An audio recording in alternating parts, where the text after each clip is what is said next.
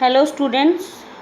आज का जो हमारा विषय है वो कक्षा 9th की 9वीं कक्षा की कृतिका का एक पाठ होगा और मैं सुनीता रानी मैम केवीएस टीचर आप लोगों के सामने इसको प्रस्तुत कर रही हूँ। पाठ को शुरू करने से पहले विद्यार्थियों मैं आप लोगों को बता देना चाहती हूँ कि कृतिका का किस प्रकार का, ये मैं आपको दिखा दूँ कि इस तरीके की कृतिका बुक होगी आपके पास। एक पूरक पुस्तक हम इसको बोलते हैं। ये इसका जो है फ्रंट पेज होगा और इसमें से जो है आपके एग्ज़ाम में हम देख लेते हैं कि क्या क्या आपके सिलेबस में इस पाठ्य पुस्तक में कितने पाठ हैं टोटल और कौन कौन से पाठों का हमें अध्ययन करना है और कितने अंक का यहाँ से प्रश्न पूछा जाएगा। तो इस आधार पर जो है हम लोग कितने दिनों में इस कृतिका भाग 1 का अध्ययन करेंगे, एक स्ट्रेटजी हम लोग यहाँ पे हम आज डिस्कस करेंगे। तो चलिए, आप लोगों ने ये कवर पेज देख ही लिया होगा कृतिका का। आपके पाठ्यक्रम में 9वीं अ के पाठ्यक्रम में इस तरीके की ये बुक लगी हुई है कृतिका। आपको जब आप नेट पे सर्च करोगे बहुत सारी बुक्स मिलेंगी, तो आपको बहुत सारी डाउनलोड नहीं करनी है, केवल एक कृतिका ही डाउनलोड करनी है यदि आपका पाठ्यक्रम 9वीं अ है। अ पाठ्यक्रम के अंतर्गत ये बुक आपकी लगी हुई है। फिर आती है विषय सूची। इसमें जो है टोटल 5 अध्याय दिए गए हैं, जिनमें से मैं बता दूं कि पहला अध्याय आपको नहीं करना है, ये आपके अभी सिलेबस में वर्तमान में नहीं है। तो आपको कौन कौन से करने हैं? मेरे संग की औरतें, रीढ़ की हड्डी और माटी वाली। और जो 5वां अध्याय है यहाँ पे किस तरह आखिरकार में हिंदी में आया शमशेर बहादुर सिंह की, ये भी आपके अभी वर्तमान के पाठ्यक्रम में नहीं दी गई है। तो कुल मिलाकर आपको यहाँ से 3 ही पाठों का अध्ययन करना है। और यहाँ से मैं बता दूं कि आपका कितने अंक के यहाँ से प्रश्न आने वाले। तो यहाँ से जो है 4 अंक के प्रश्न आने वाले हैं। ये जो कृतिका बुक है मैं आप लोगों को बता दूं, 10वीं कक्षा में जब आप पहुंचेंगे तो 10वीं कक्षा में भी ये पाठ्यपुस्तक लगी हुई है। तो इसलिए कृतिका का आप अभी से अध्ययन गहराई से करें। दूसरी बात यह है कि यहाँ पर केवल 9th में भी क्या है, केवल एक प्रश्न आएगा 4 अंक का, जिसमें से भी आपके पास चॉइस होगी कि किसी भी 2 पाठ में से कोई अलग अलग प्रश्न दिए जाएंगे और उसमें से आपको कोई एक ही प्रश्न करना होगा। अभी 10वीं में जो चेंज हो गया है कृतिका में, मैं आप लोगों को बताना चाहूँगी कि 10वीं में क्या चेंज हो गया वर्तमान सिलेबस में, कि 4 अंक के वहाँ पर पहले एक ही प्रश्न आता था, लेकिन अभी जो है 2-2 अंक के वहाँ से 2 प्रश्न वहाँ से आने लगे हैं। तो हो सकता है कि आगे आने वाले समय में 9वीं में भी इस तरीके से 2 प्रश्न आपसे यहाँ से पूछे जाएं। तो मैं आपको बता दूं कि आपकी परसेंटेज बढ़ाने के लिए 4 अंक आपके लिए बहुत ही महत्वपूर्ण हैं। और पाठों में कहानियां हैं, बहुत आसानी से आप कहानियों को यदि आपने मेरी वीडियो फॉलो कर रहे हो तो बहुत ही अच्छे ढंग से मैं आप लोगों को इन कहानियों को बताऊंगी कि आपका एक भी प्रश्न यहाँ से छूटेगा नहीं। लेकिन प्रिय विद्यार्थियों, कुछ पाने के लिए हमेशा कुछ खोना पड़ता है। कभी कभी हमारा मन नहीं लगता है वीडियो देखने में, लेकिन फिर भी हम यदि अपने टारगेट को सोचें कि हमें अपने अच्छे अंक लेने हैं, तो देन हम वीडियो को ध्यान से देखेंगे भी और सुनेंगे भी, और महत्वपूर्ण बिंदुओं को हम अपनी कॉपी में, हिंदी कॉपी में नोट भी करेंगे। बाकी आप लोगों के जो भी डाउट हैं तो आप वीडियो में कमेंट कर सकते हैं। मैं कोशिश करूँगी कि आप लोगों के डाउट वहाँ से मैं उठा सकूँ। तो आज हम जो अध्ययन करने वाले हैं वो दूसरे पाठ का अध्ययन करने वाले हैं, मेरे संग की औरतें, जिसकी जो लेखिका हैं वो कौन है? मृदुला गर्ग जी हैं। ठीक है, मृदुला गर्ग बहुत ही अच्छी साहित्यकार हुई हैं हिंदी में। तो चलिए हम लोग वीडियो को शुरू कर लेते हैं। मैं आपको एक बात और बता दूं, कृतिका में बहुत ही लंबे लंबे पाठ दिए गए हैं, तो एक वीडियो में संभव नहीं है कि आपका पाठ मैं पूरा करवा सकूं। मैं आप लोगों को जो है पाठ का सारांश बता दूंगी और जहां से महत्वपूर्ण जो लाइनें हैं वो भी बता दूंगी। साथ में आप लोगों से कैसे प्रश्न यहाँ से पूछे जा सकते हैं उसका भी मैं विस्तार से वर्णन करूंगी, लेकिन ये एक वीडियो में संभव विद्यार्थियों नहीं होगा।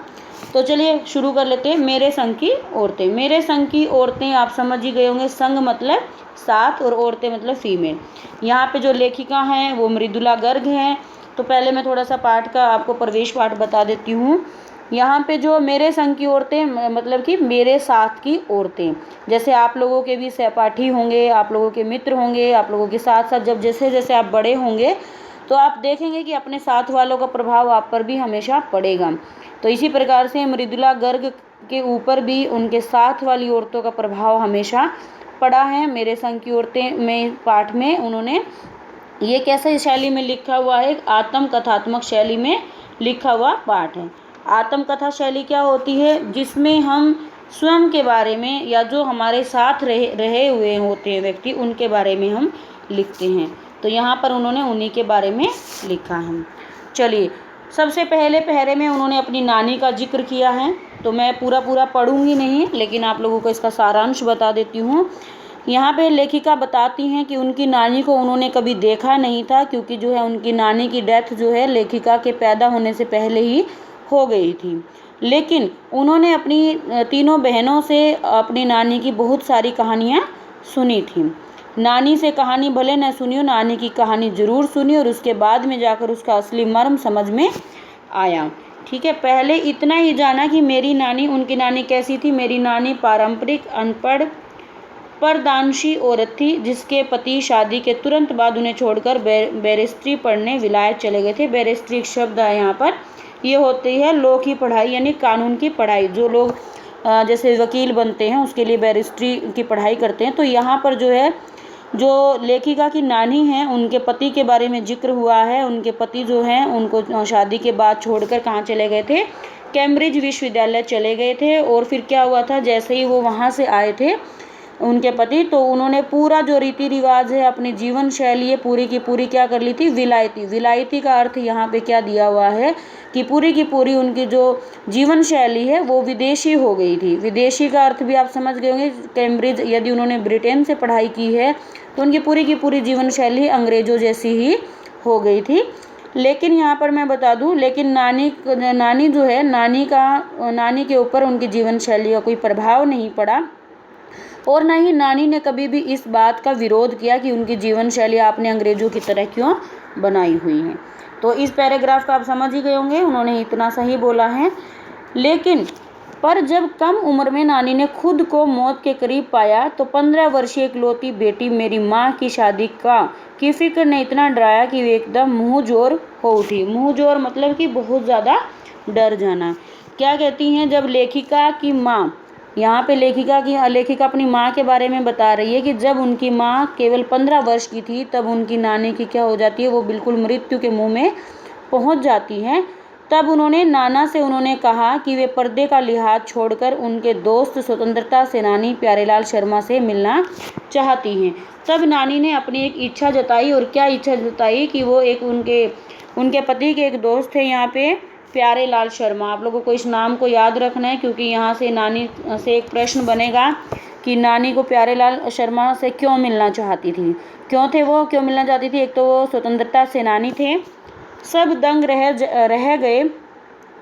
क्यों रह गए, क्योंकि नानी ने अंत समय में उस अलग एक पुरुष को बुलाने की इच्छा जाहिर की थी, जिस पर्दानशी औरत ने प्राय मर्द से क्या खुद अपने मर्द से भी मुंह खोलकर बात नहीं की। यहाँ पे क्या दिखाया गया है कि लेखिका की नानी ने कभी अपने पति से भी, यानी कि पर्दा प्रथा उस समय में इतनी ज़्यादा विद्यमान थी कि वो अपने पतियों से भी पर्दा करती थी। तो अचानक से उनकी ऐसी इच्छा सुनकर सब लोग हैरान हो गए कि जिस औरत ने कभी अपने पति से पर्दा ना उठाया हो, वो किसी अन्य पुरुष से किस प्रकार से बातचीत कर सकेगी।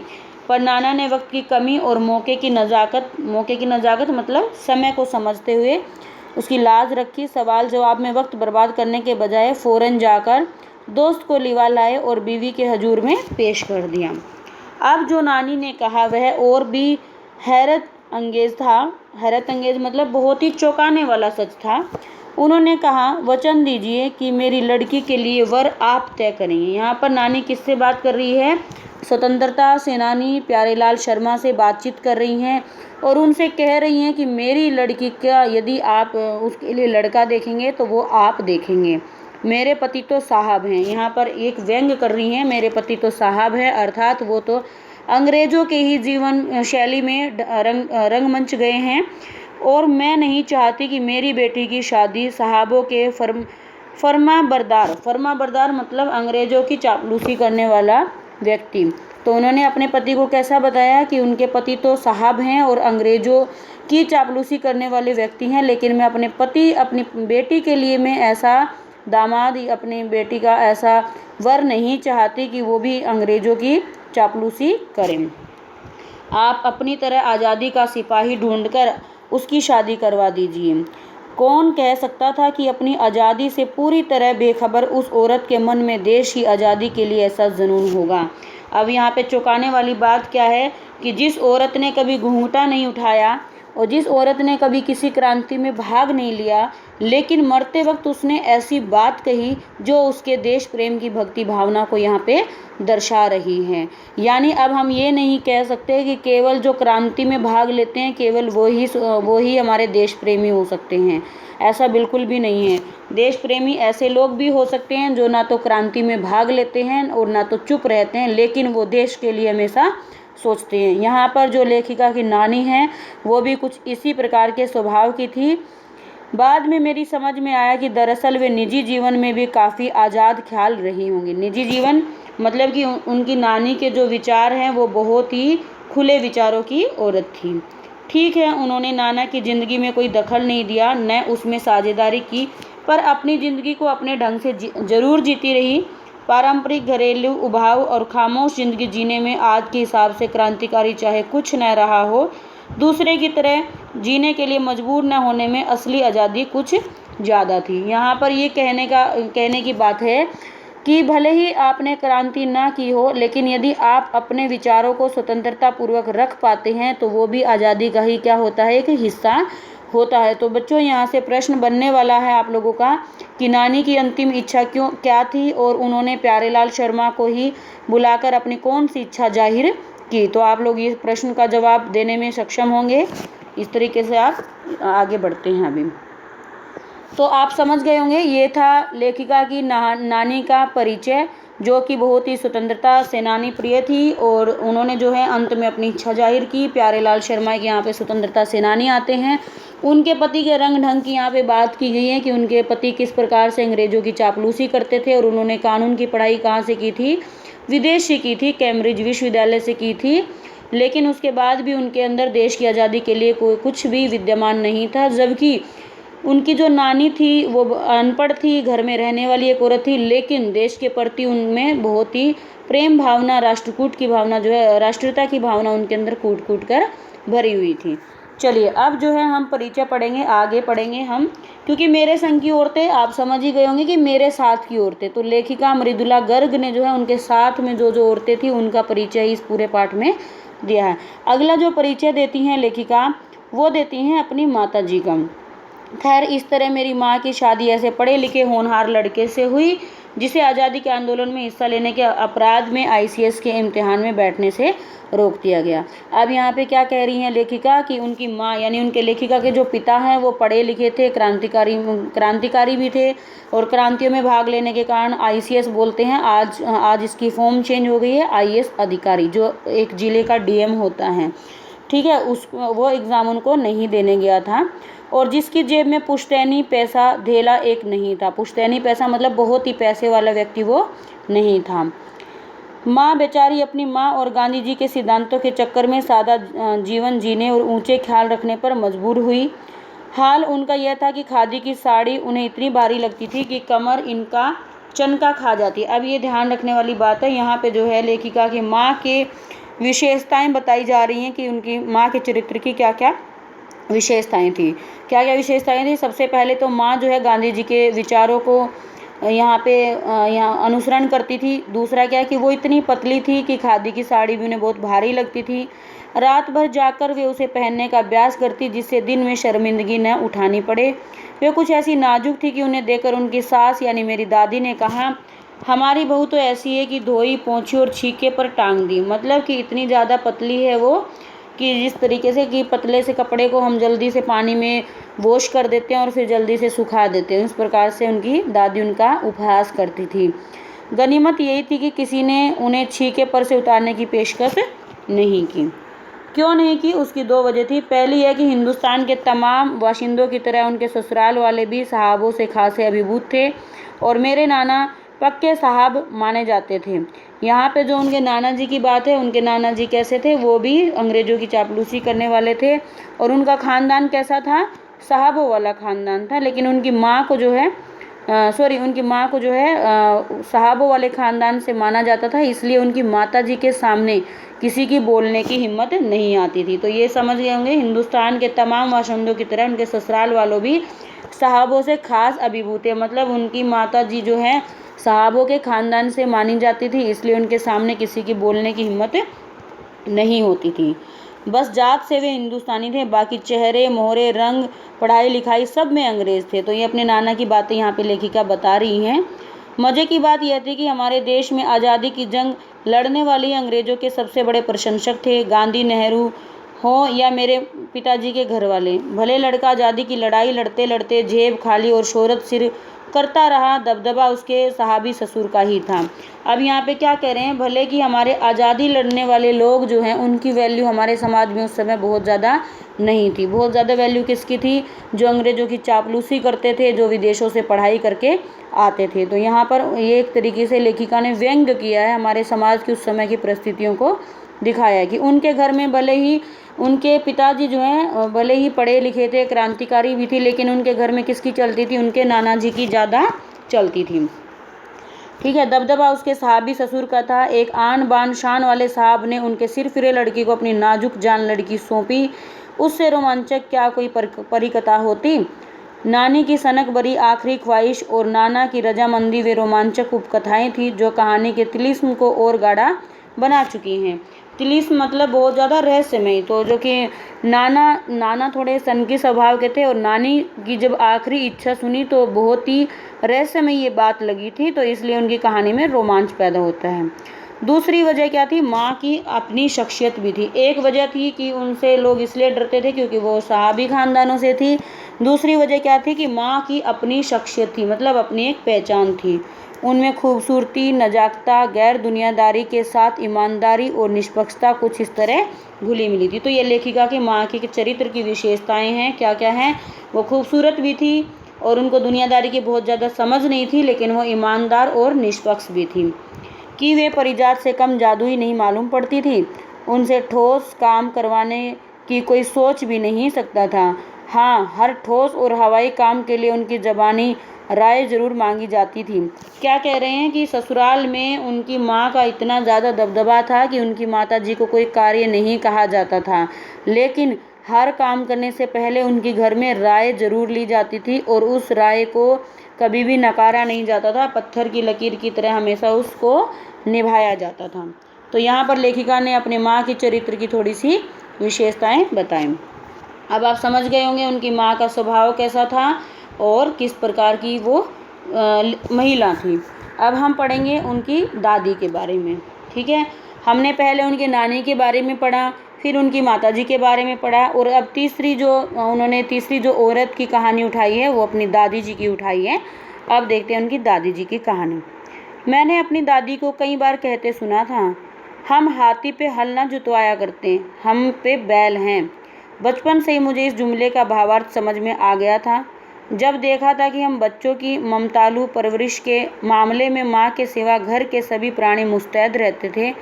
दादी और उनकी जिठानियाँ ही नहीं, खुद मर्द जात पिताजी भी थे। यहाँ पे क्या कह रही हैं? हम हाथी पे हल ना जुतवाया करते, हम पे बैल हैं। मतलब यहाँ पे बचपन में जो है उनकी दादी अपने दबदबे के बारे में यहाँ पे कुछ बातें बता रही हैं कि किस प्रकार से वो बच्चों को अपनी ममता देती थी। पर ठोस काम न करने का मतलब ये नहीं था कि माँ को आज़ादी का जुनून कम था। वह भरपूर था और अपने तरीके से उसे भरपूर निभाती रही। जाहिर है कि अब जुनून आज़ादी का हो तो उसे निभाना भी आज़ादी से चाहिए, जिस चीज़ से पूछकर, उसके तरीके से नहीं, खुद अपने तरीके से। यहाँ पर जो है फिर से उन्होंने अपनी माँ के बारे में बताया है कि भले ही उनकी माँ कुछ काम नहीं करती थी घर में, लेकिन इसका अर्थ ये नहीं था कि उनकी माँ आज़ादी के विचारों से प्रभावित नहीं थी, बल्कि ऐसा था कि उनकी माँ जो है क्या करती थी? उनकी माँ भी खुले विचारों की थी। हमने अपनी माँ को कभी भारतीय माँ जैसा नहीं पाया। यानी भारतीय माँ में आप देखते होंगे क्या क्या होता है भारतीय माँ में। आप लोग अपनी माँ के बारे में पहले सोच लीजिए। आपकी माँ हमेशा आपके लाड़ प्यार करती हैं, आपको प्रेम करती हैं, आपको खाना बना कर देती हैं, आपके कपड़े बाल सब कुछ जो भी कार्य होते हैं वो एक भारतीय माँ करती है। लेकिन यहाँ पर लेखिका ने जो बताया है वो बहुत ही विपरीत है। उनकी माताजी ने ना तो उनके बच्चों को कभी लाड़ प्यार किया, ना ही कभी उनको तैयार किया। न उन्होंने कभी हमें लाड़ प्यार किया, न हमारे लिए कभी खाना पकाया, और न ही अच्छी पत्नी बहू होने की उन्होंने कभी भी हमें सीख दी। कुछ अपनी बीमारी के चलते भी वे घर बार नहीं संभाल पाती थी, पर उसमें ज़्यादा हाथ उनकी अरुचि का था। मतलब एक तो वो खुद बीमार भी रहती थी, इसलिए भी वो घर नहीं संभाल पाती थी, लेकिन सबसे बड़ा कारण क्या था? उनकी अरुचि, कि उनकी जो है खाना पकाने में, बच्चों को लाड़ प्यार करने में उनकी कोई रुचि नहीं थी। उनकी माताजी का ज़्यादा वक्त किताबें पढ़ने में बीतता था। देखो बच्चों, मैं बता दूं कि माँ के बारे में हमने थोड़ा पहले पढ़ा, बीच में उनकी दादी के बारे में आया, लेकिन उनकी दादी का जो परिचय है वो पूरा आगे आएगा। अभी उनकी माता के बारे में ही बातचीत यहाँ पे चल रही है, तो आप लोगों को कन्फ्यूज़ नहीं होना है, क्योंकि मैंने बीच में बोल दिया था कि दादी का परिचय आ गया, लेकिन दादी का भी पूरा परिचय नहीं आया। अभी उनकी माताजी का ही परिचय यहाँ पे चल रहा है। तो समझ गए होंगे आप लोग यहाँ पे। उनका ज़्यादा वक्त किताबें पढ़ने में बीतता था, बाकी वक्त साहित्य चर्चा में, संगीत सुनने में, और वे ये सब बिस्तर पर लेटे लेटे किया करती थी। फिर भी जैसा मैंने पहले कहा था, हमारे परंपरागत दादा दादी या उनके ससुराल के अन्य सदस्य उन्हें न नाम धरते थे, न उनसे आम औरत की तरह होने की अपेक्षा कर सकते थे। मतलब कि मेरे दादा दादी जो हैं कभी भी उनसे ना कभी कोई काम की वो उम्मीद करते थे, और ना ही उनसे वो कभी उनको वो साधारण औरत की तरह लेते थे कि वो इतना कार्य करेंगे। उनमें सबकी इतनी श्रद्धा क्यों थी, जबकि वह पत्नी, माँ और बहू के किसी प्रचारित कर्तव्य का पालन नहीं करती थी? सहाबी खानदान के रोब के अलावा मेरी समझ में 2 कारण आए।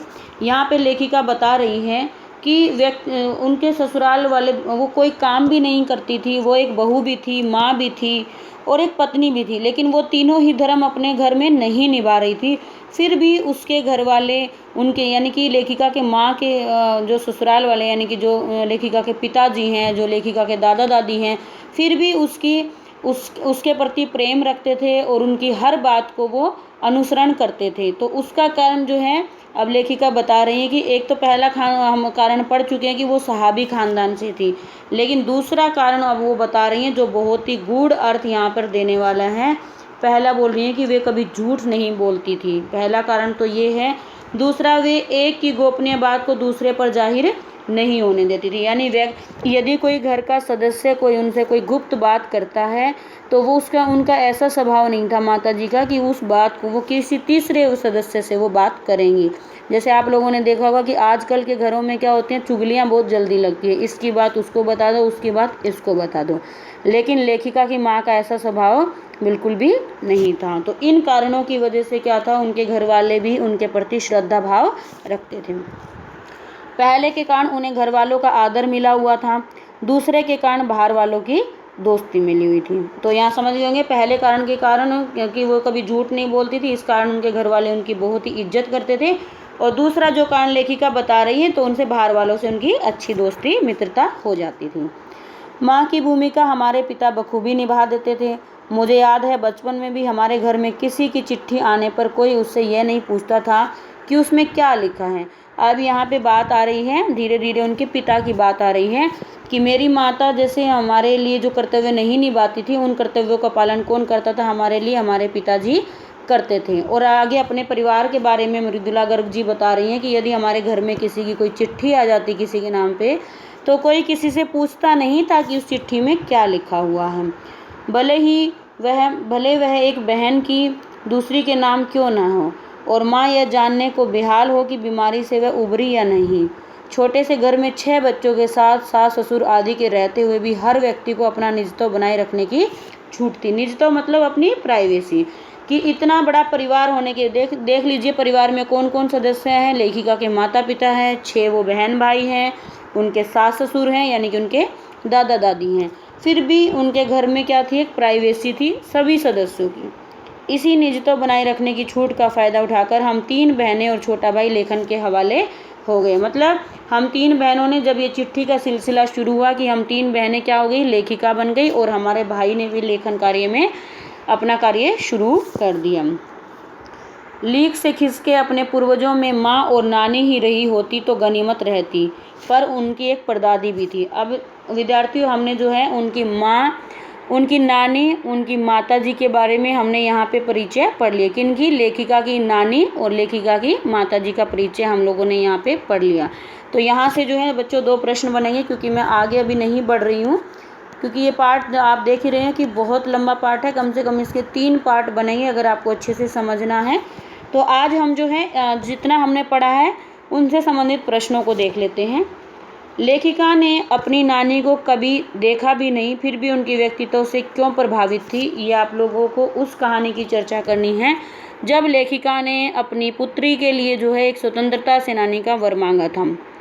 लेखिका की नानी की आज़ादी के आंदोलन में किस प्रकार की भागीदारी रही, यह आप नानी के बारे में बता सकते हैं। लेखिका की माँ परंपरा का निर्वाह न करते हुए सबके दिलों पर राज करती थी। इस कथन के आलोक में लेखक की माँ के व्यक्तित्व की विशेषताएं बतानी हैं और लेखिका की दादी के घर के माहौल का शब्द चित्र बताना है। तो ये 3 प्रश्न जो हैं आज आप लोगों को करने हैं।